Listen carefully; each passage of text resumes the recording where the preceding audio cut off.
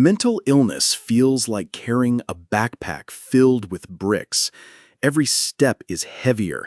Every breath requires effort. Some days, it feels like you're dragging yourself through quicksand with no finish line in sight. So when someone says, just laugh it off, it sounds cruel, insensitive, even toxic. But here's the paradox. Laughter, when it's genuine, isn't a dismissal of pain. It's not toxic positivity. It's not denial. In fact, laughter can be one of the most powerful weapons we have against the weight of mental illness.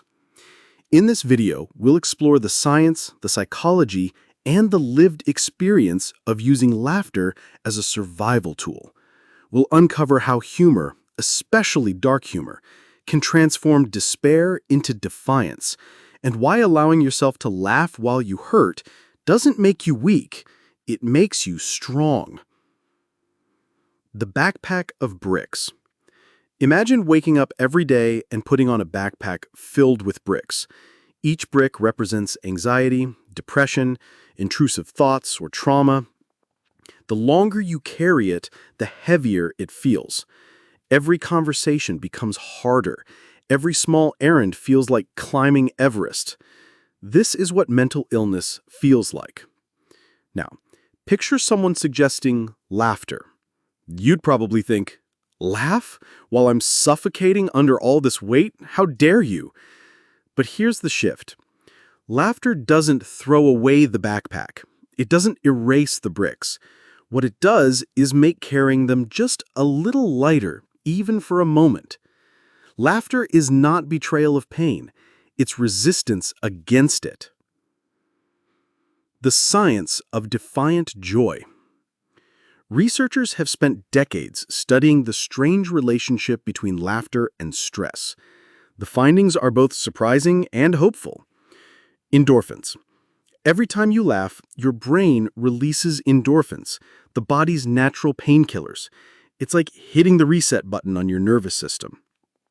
Cortisol reduction. Laughter lowers cortisol, the hormone responsible for stress, tension, and those racing thoughts that keep you awake at 3 a.m. Muscle relaxation. Ever laughed so hard your stomach hurt? That's your body literally releasing tension. Cardiovascular boost. Laughter increases oxygen intake and circulation. In small bursts, it's like exercise for your heart and lungs. But the magic goes beyond biology. Laughter changes perspective. It creates a psychological distance from pain. When you laugh at your anxiety for making you hide in the grocery store aisle, clutching bread like it's a life raft, you're no longer just a victim of the panic. You've become an observer.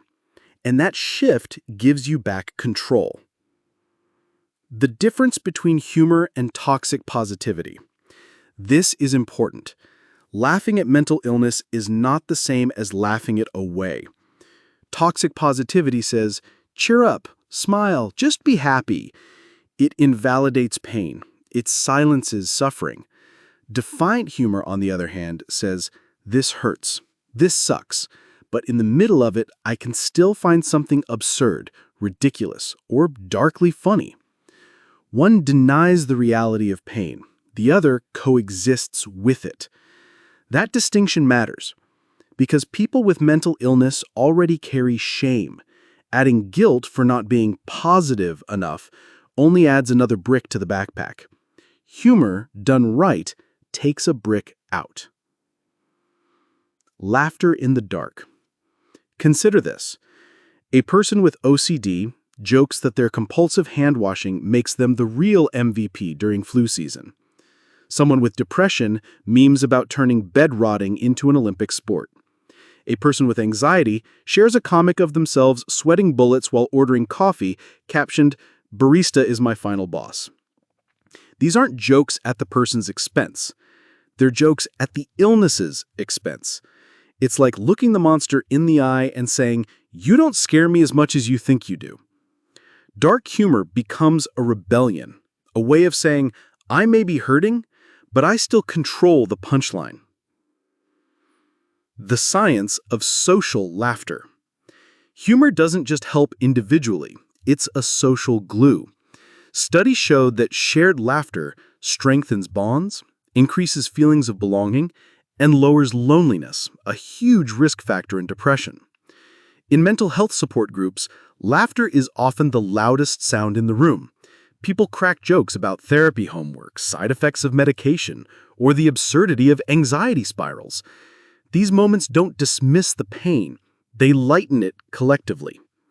It's like everyone shares the backpack of bricks, even just for a moment.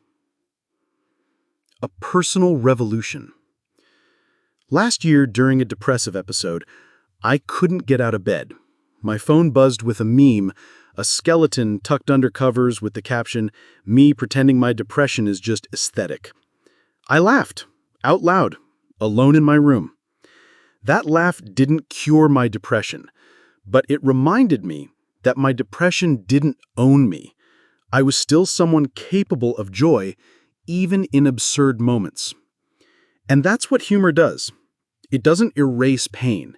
It reminds you that you are more than it. So today, I challenge you. Find one thing to laugh at. A silly meme, a memory, the ridiculousness of hiding in a bathroom stall from your own anxious thoughts. Laugh, not because life is easy, but because you're brave enough to feel joy despite the hurt. You are not your pain. You are also your laughter. And that paradox, that's your power. If you found light in this video, share it with someone who might need a reminder that laughter and pain can live side by side. Subscribe for more stick figure explorations of life, struggle, and resilience. And remember, you are not broken. You are the laughter too.